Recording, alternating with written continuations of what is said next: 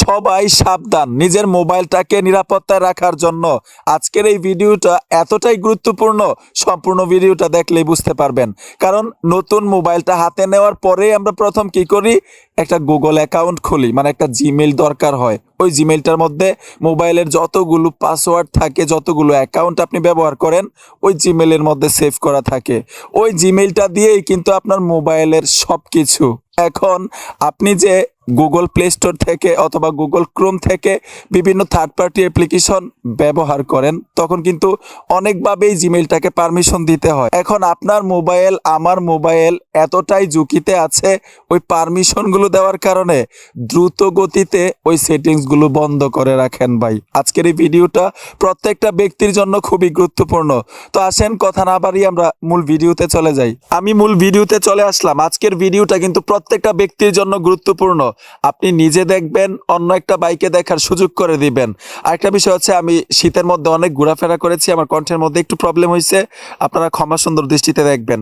তো সোজা কি করতে হবে, সেটিংসটা করার জন্য আপনার মোবাইল থেকে সেটিংসে চলে আসবেন। আসার পরে এখান থেকে একটু নিচে চলে আসবেন। নিচে আসার পরে আপনারা এখানে দেখুন গুগল নামে একটা সেটিংস পাবেন। গুগল প্রত্যেকটা মোবাইলের মধ্যে এই সেটিংসটা আছে। আমরা 99% লোকেরা আছি, করতে জানি না। এর জন্যই কিন্তু আমাদের মোবাইলটা ঝুঁকিতে থাকে। ঠিক আছে, গুগলে চলে আসবেন, এইখান থেকে নিচে চলে আসবেন। নিচে আসার পরে এখানে দেখুন সেটিংস ফর গুগল অ্যাপস লেখা আছে, এখানে টাচ করে দিবেন। এইখানে দেখুন কানেক্টেড অ্যাপ, এই অপশনটাতে টাচ করে দিবেন।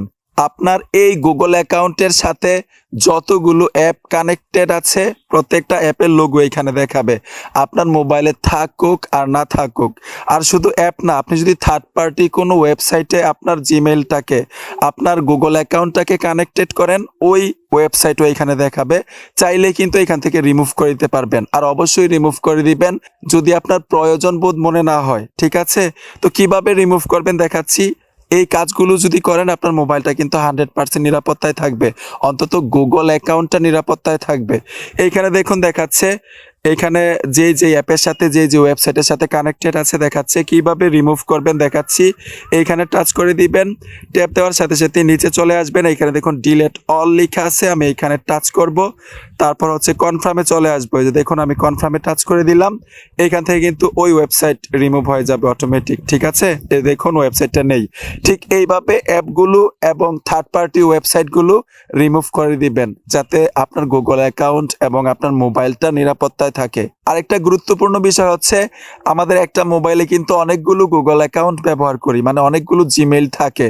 তখন প্রত্যেকটা জিমেইলে এই সেটিংসটা কিভাবে করবেন, এটাও কিন্তু খুব সহজ, আর ব্যাক হয়ে আসতে হবে না।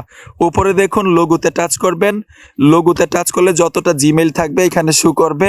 আপনি যেই জিমেইলটার মধ্যে এই সেটিংসটা করতে চাচ্ছেন, মানে থার্ড পার্টি অ্যাপ্লিকেশন এবং থার্ড পার্টি ওয়েবসাইট রিমুভ করতে চাচ্ছেন, শুধু ওই জিমেইলটার উপরে টাচ করে দিবেন। জিমেইলটা অ্যাক্টিভ হয়ে যাবে।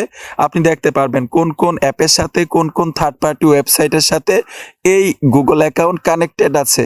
আপনি এখান থেকেই খুব সহজে ডিলিট করতে পারবেন, রিমুভ করতে পারবেন। বন্ধুরা, আশা করি বুঝতে পেরেছেন। আমি আবারও ক্ষমা চেয়ে নিচ্ছি, আমার কণ্ঠে সমস্যা হয়েছে। শীতের মধ্যে ঘোরার জন্য ক্ষমা সুন্দর দৃষ্টিতে দেখবেন। আর ভিডিওটা দেখে যদি একটু উপকার হয়ে থাকে অবশ্যই সাথে থাকবেন, সাপোর্ট দিবেন। দেখা হবে নতুন ভিডিওতে। আল্লাহ হাফেজ।